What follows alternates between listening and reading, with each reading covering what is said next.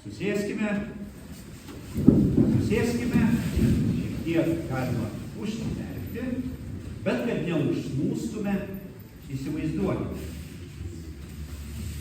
Įsivaizduokime, kad rytoj pabundame ir turime tik tai, už ką šiandien padėkojame Dievui.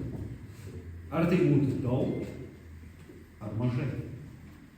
Ar mūsų gyvenimas tebebūtų pilnas palaiminimų, ar pajustume, kad kažko trūksta? Ši mintis verčia susimastyti apie mūsų dėkingumo įpročius. Dėkingumas nėra tik mandagumas. Tai esminė krikščioniško gyvenimo dalis. Jis keičia mūsų požiūrį, atveria akis pamatyti Dievo darbus ir stiprina mūsų tikėjimą. Apaštalas Paulius sako, visokiomis aplinkybėmis dėkokite, nes to Dievas nori iš jūsų Kristuje Jėzuje. Tai reiškia, kad dėkingumas nėra priklausomas nuo mūsų aplinkybių, bet yra Dievo valia mums.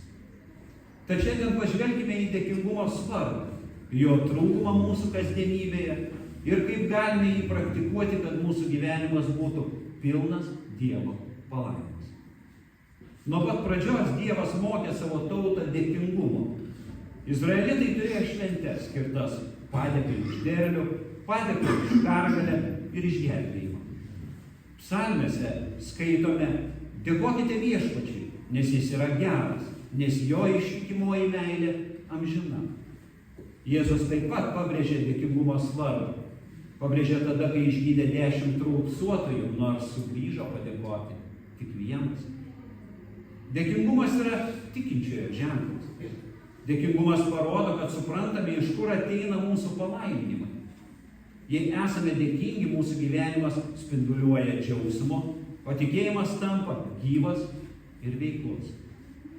Šiandieninėje visuomenėje dažnai akcentuojame, ko dar neturime, o ne tai, ką jau gavome. Žmonės nuolat skundžiasi, kad neturi to ar ano, ir mes kartais mėgstame pasilyginti su kitais ir tai tampa norma, o pasitenkinimas tuo, kad turime, atrodo vis mažiau svarbu. O jei nesvarbu, tai ar verta dėkoti? Biblijoje matome, kaip dėkingumo trūkumas tampa kliūtimi judėti pirmyn.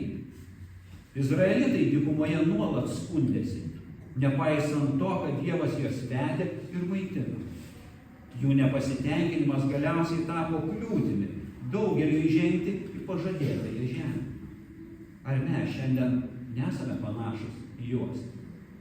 Ar nesusitelkėme į tai, kas mums nepatinka, vietoj to, kad pripažintume ir vertintume Dievo gerumą? Jei kiekvieną dieną galvotume apie klausimą, kas, jeigu rytoj turėčiau tik tai, už ką šiandien padėkoju? Galbūt pradėtume vertinti net mažiausius dalykus. O kaip išmokti dėkoti kasdien? Pradėkime nuo mažų dalykų. Kartais manome, kad dėkoti reikia tik už didelius dalykus, už didelius stebuklus, už kosminius dalykus. Tačiau Dievas veikia ir smulkmenose. Mes kasdien kvėpuojame, turime maistą, artimuosius, galime jais rūpintis, juos mylėti. Ar nepamirštame už tai padėkoti? Yra viena gera praktika, kuri tikrai veikia kasdien. Kasdien reikia surašyti bent 3 dalykus, už kuriuos esame dėkingi.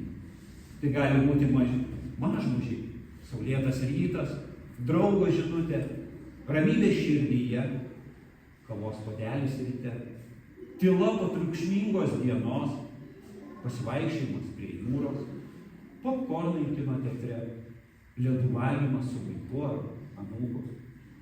Tačiau nepamirškime būti dėkingi ir kai rytas nesaulėtas, kai pradeda lyti, o tu be skėčio, kai nuotaikos nėra, kai darbe laukia ne tik kalnai darbo, bet ir piktas vadovas, kai atšaukia skrydį, kai nuleidžia padangą, o atsarginį ratą paskolinį draugą, kai mažuoju kojos piršteliu pabandai įsitikinti, ar tvirtas stalas.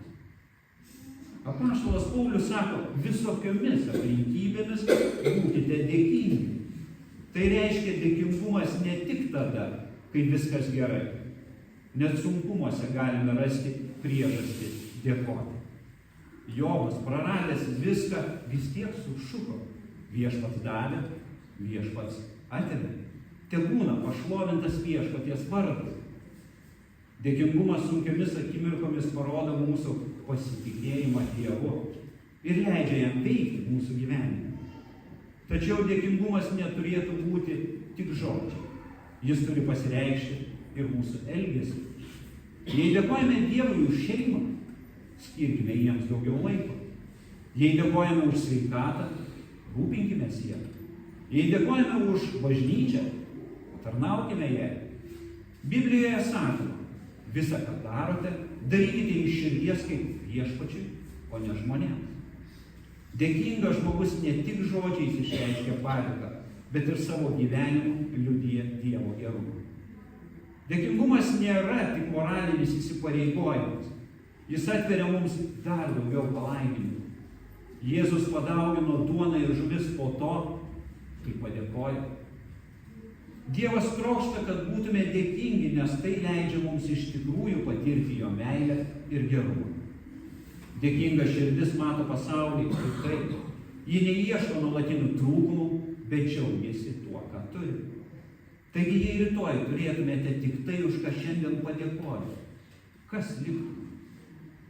Ar prarastume daug brangių dalykų tik todėl, kad pamiršome už juos padėkoti?